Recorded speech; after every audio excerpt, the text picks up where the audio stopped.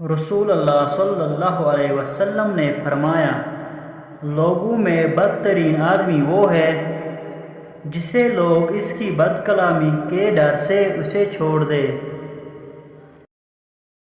ایک شخص نے نبی کریم صلی اللہ علیہ وسلم سے عرض کیا کہ مجھے آپ کوئی نصیحت فرما دیجئے۔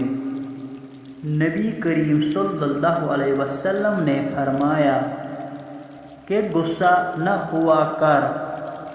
انہوں نے کئی مرتبہ یہ سوال کیا اور نبی کریم صلی اللہ علیہ وسلم نے فرمایا کہ غصہ نہ ہوا کر۔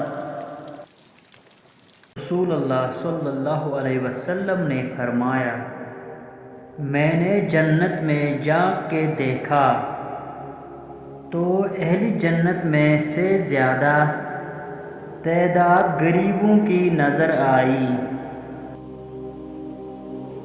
رسول اللہ صلی اللہ علیہ وسلم نے فرمایا، جس شخص کے ساتھ اللہ تعالیٰ بھلائی کا ارادہ کرے اسے دین کی سمجھ عنایت فرما دیتا ہے۔